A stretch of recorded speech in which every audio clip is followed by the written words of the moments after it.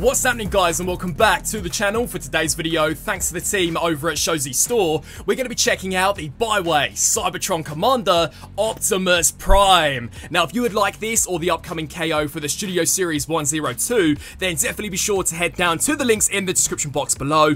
But the Cybertron Commander is actually a pretty decent figure, and if you are unable to track down the official Studio Series Rise of the Beast Optimus, then I really don't think this is going to be a bad substitute, although you do have to bear a few things in mind. First of all, this is quite a cheap KO. I believe this guy only retails for around about $20, so the plastic quality is not top notch. For example, most of the joints are incredibly flexible, but with that being said, I have been messing around with this figure for around about 2 weeks and have not encountered any breakages at all, and because he is a KO, some of the tolerances, specifically in the ankles, are a little off, but it's nothing that you couldn't fix up with a bit of clear nail varnish. And besides that, design-wise, I think this is a pretty smack-on Optimus Prime, especially for one which can transform into a pretty decent truck. So as we check out the details, I think the face sculpt is on point. I mean, look at the cybernetic paneling that we have surrounding the mouthpiece. Even the shoulders have been so nicely detailed, and just the overall design for this Optimus Prime, I think, is so clean. I mean, the kibble management on this guy is wicked. There's no ugly pieces hanging off the side of the arms. The leg design is way more streamlined when in comparison to the B-movie version, yet the back of the truck looks just as good as that official offering. And check out the legs. They've even got some nice detail on the inside, so it's definitely a pretty decent looking Optimus. As we spin him around here to the back, check this out. As I said, there is next to no excess kibble. Everything for the most part has been so nicely detailed as well as painted, so it is a pretty decent looking Prime. Now, in terms of his articulation, the head is on a ball joint, so this can look up, it can look down, rotate left to right. Due to the way the shoulders transform, they can hinge outwards, which allows for an amazing range going all the way around. Technically, we then get a butterfly joint. They can then hinge out to the sides. There is an incredibly sturdy bicep joint, and then due to the way he transforms, 2 joints here in the elbows, which can curl way past 90. Unfortunately, no wrist articulation at all, and I think that's maybe something they could have implemented, especially due to the way it transforms. But look at these gap fillers. They too have even been detailed, which I thought was pretty sick. You can open the chest windows of Prime, although unfortunately it does not reveal a matrix chamber, nor no matrix, but I do think this has been pretty nicely sculpted. The waist can rotate all the way around. Technically, we do get an ab crunch, which from the front and the side kind of looks decent, but the second you spin it around here to the back, definitely looks like Prime has been sliced in half. So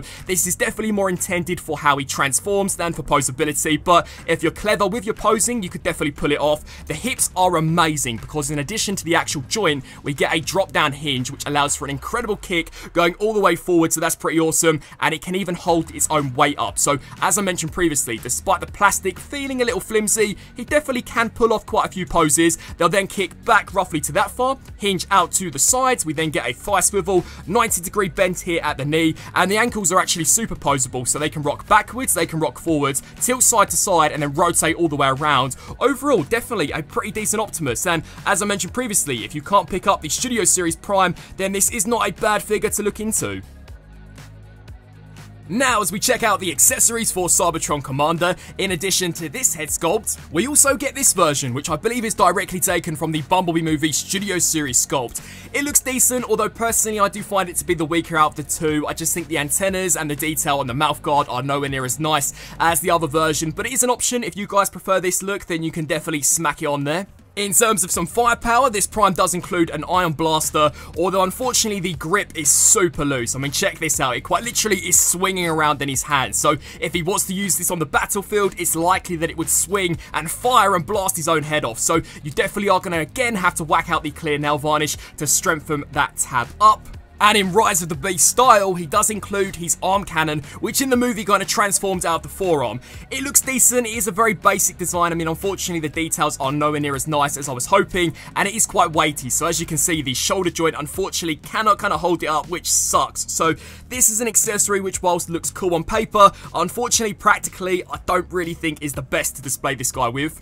We then get included 2 Energon swords, which I believe are more inspired by their look in Transformers Dark of the Moon, but they are actually pretty decent in terms of sculpt, although are very flimsy in terms of plastic. If you were to bump them in the wrong way, I'm pretty certain they would snap clean in half, and they're also kind of pointy, so yeah, definitely watch out for these. He then includes one massive Energon axe, although much like the Iron Blaster, unfortunately it really doesn't hold in there too well, so you will find it just kind of sliding down, which again sucks. So another case of where you're going to want to whack out that clear nail varnish.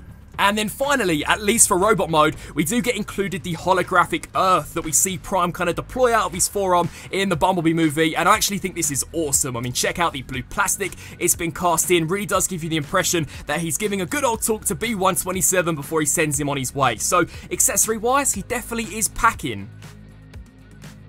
Now, as we check out a few robot mode comparisons, on the left-hand side we have the Cybertron Commander compared to the right, which is the official Hasbro Bumblebee movie Optimus Prime. Now, if it wasn't for plastic quality, I would say that hands down, overall I find the Cybertron Commander to look a little more accurate to how he did appear in the B movie when in comparison to this guy, because it does come across to be a little clunky. I mean, don't get me wrong, it was a fantastic first attempt at what has now become such an iconic design for Optimus Prime, but the way this thing here is engineered, I do just think is way more streamlined. But then saying that the plastic quality on the Hasbro version is a little better, but then you also have to think about price. This version now goes for ridiculous prices on the aftermarket, whereas as I mentioned at the beginning of the video, this only retails for $20. So there are pros and cons to both of them in terms of which one you should add to your collection. I really ultimately think it's going to come down to personal preference. Here is how he compares alongside the Studio Series Rise of the Beast Optimus Prime, and as I mentioned at the beginning of the video, if you cannot track down this official version, then this Cybertron Commander is a good alternative. It's a not bad substitute, but if you already own this version, then I'm going to be real with you guys, there is no reason for you to even give a second look to the Cybertron Commander, because I love this Rise of the Beast Optimus Prime. Plastic quality is on point, articulation is amazing, the robot mode is incredible, such an upgrade when in comparison to the B-movie version. The only weakness this has is in the truck mode, which I'll get into a bit of a discussion with later on in the video. But yeah, if you own this, then there really is no reason to pick this guy up at all. And really just to show you guys how he compares alongside other Studio Series figures, here we have the Voyager class Battle Trap, and finally the Deluxe Bumblebee.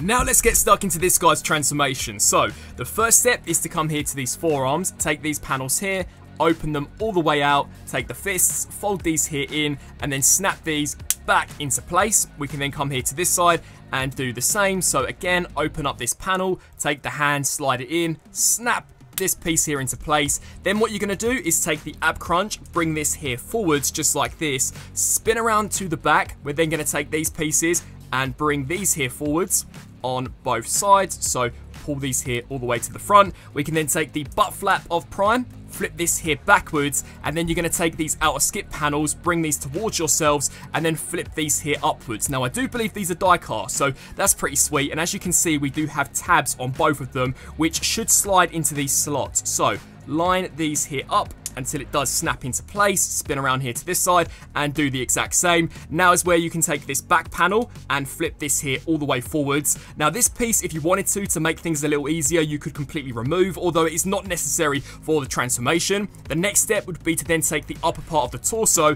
and rotate this here all the way around, which I actually thought was kind of cool in terms of the way it's been engineered. We can then take the head and the neck and bring this piece here all the way down, flip around to the front, take these shoulders, arch these here backwards, really and truly just to get them out of the way, as now we're going to take the windshield. So flip this here forwards, open these panels here out, and as you can see we do have these red pieces on the underside, so you're also going to want to flick these here outwards and do the same here for this side. Then take this tiny little piece, slap bang and center, and fold this here all the way in. We can then fold this in and compress the front windshield like this. Now these next few steps can be kind of tricky, because what you're going to do is rotate here at the bicep and then utilize these double elbow joints in order to shift the shoulders back, and in pure G1 fashion the forearms do form the majority of the front of the cab. So come here to this side and do the same. Again, flick those shoulders back, rotate here at the bicep, utilize the double elbow bends to just shift these here up like this. The next step would be to then take these panels and flare these here outwards all of the way. What we can then do is angle this piece here down and take this panel, flip it forwards, and it should line up. Now, if a few things are mismatched, don't worry, we're going to tidy things up once we kind of finalize the transformation, but just get everything roughly sitting in the position that it should be. So flip these panels here out again, do the same here for this side. Try your best to line everything up like this. Now we can begin work on the legs. So make sure that these hip joints are shifted down just like that. What we can then do is take this entire shin guard and flick this here forwards, so lift this here all the way up. That will then allow you to take this panel and flip this here all the way down just like this. Take this grey piece, fold this piece here down, flip this section here out. And now this step can be kind of tricky because they have modified this when in comparison to the actual Lemon Tree Optimus Prime. So you're going to want to take this section and basically just slide it forwards. Now don't put it all the way, otherwise it will come clean off. So just slide it forwards enough so that you can reveal a tiny bit of that blue peg. As what's going to happen is we're now going to slide this here around, and that little notch should slide perfectly into that groove. Now once you've done that, as you may be able to tell, we do have a tab here which should slide into the outer part of the thigh. So just snap that section there into place super securely, and then what we can do is come here to the underside. This little tab is going to slide under there and should hopefully snap into place, and then we can align this front part of the cab up. What we can then do is take this piece here, snap that section into place, flip here to the underside, take this piece and just slide this here back down, come to the inside of this foot, which does actually have a tab. So you're going to want to slide this piece here outwards, just like this, rotate the foot around, and then slide it into this hollow cavity, just like that. Now do the exact same on the opposite side. Bang! With that now complete, we can line these tabs and slots up with one another. Spin around here to the front, just make sure that everything is nice and clicked together. And bang! Here we have the Cybertron Commander fully transformed into his truck mode. And it's actually a really solid looking alt mode. I mean, check out the rear part of the truck. In my opinion, way cleaner when in comparison to the Rise of the Beast Optimus Prime. And it's just as nice looking as the Bumblebee movie version. Yet the transformation of the legs, personally, I find to be superior. So yeah, that's definitely a positive. And the entire front part of the truck, I think looks great. I mean, very accurate to how it did appear in the Bumblebee movie. We get some sick gunmetal grey going along the sides of the truck. The tyres are actually rubberized, so I thought that was pretty sweet. This is what Prime looks like from the underside. This is how he appears from a bird's eye perspective. My only real issue with this guy is that you can clearly see the faceplate hanging out on the back. Would have been amazing had they found a better way to have concealed this, but it's the back of the truck. 9 times out of 10, I'm pretty certain you guys are all going to display it here from the front. And even in this form, it also includes quite a few accessories.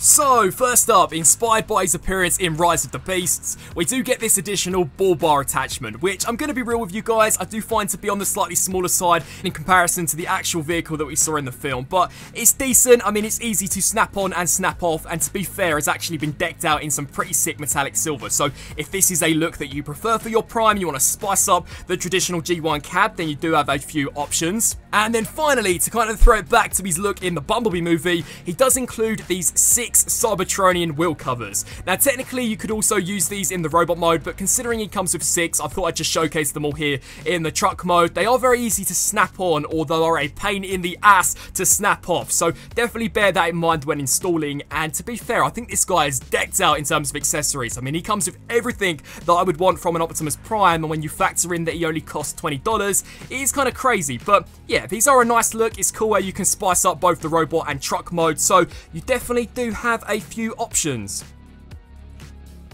Now, as we check out a few vehicle mode comparisons, on the left-hand side we have Cybertron Commander, compared to the right, which again is the Bumblebee movie Optimus Prime. And this may sound crazy to you guys, but I do think this version is slightly more accurate to the actual vehicle that Prime was in the B movie. I mean, the colours that we've got up front, personally, I do just find to be a little more spot on, as so are the proportions. The kind of squareness to the truck, I think on this one is a little more accurate. But as you guys can see, in terms of the trailer bed, this one here is a little better. Unfortunately, there is no trailer hitch attachment on this guy, so you can't technically have him towing a trailer. I'm not sure if they're going to bring out an upgrade, but this is roughly how these two pair. And then next up here we have the Rise of the Beast Optimus Prime. Now, I'm just going to be real with you guys. I do think in truck mode the KO is vastly superior. I mean, just check out how clean that trailer truck bed is when in comparison here to the Studio Series version. It really does suck that Hasbro kind of dropped the ball at the very last hurdle here with this guy, because had the truck mode been clean, this would have been a straight 10 out of 10 figure. But as we spin them here to the front, as I mentioned previously, I do just find the bull bar on this one to be a lot smaller when in comparison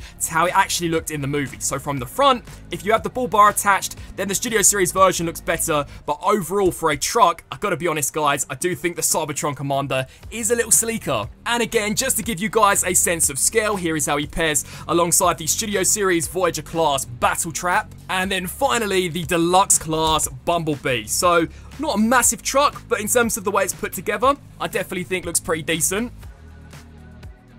And so, wrapping up on this review for the Baiwei Cybertron Commander Optimus Prime. Overall, it's definitely a decent figure. In terms of robot mode, I think the design is superior when in comparison to the Bumblebee movie version, although if you were to directly compare it in robot mode to the Rise of the Beast buzzworthy Optimus Prime, I can't say that it is, because I do just think that Rise of the Beast Optimus is amazing. So if you can track that figure down or you already own it in your collection, then there really is no reason to pick this Cybertron Commander up, because I really do just think ultimately it serves as a decent stand-in if you are unable to track down the official version. But with that being said, considering it only costs around $20, I do think you get bang for your buck. He comes with a shed ton of accessories, although unfortunately can't hold the majority of them due to some strange tolerance issues and due to some of the plastic being a little weak. I mean, the shoulder joints and the ankle joints definitely are the flimsiest part about this guy. The transformation is surprisingly pretty involved, and when we get stuck into the truck mode, I think it looks wicked. I mean, for the most part, with the exception of the faceplate being visible from the back, I do find it to be an improvement when in comparison to the Rise of the Beast Optimus Prime truck. But if you do want to add this guy to your collection or the upcoming KO Studio Series Optimus Prime, then definitely be sure to head down to the links in the description box below. I would love to know your thoughts on this figure down in the comments, and until my next review, I'll see you then. Transform and roll out!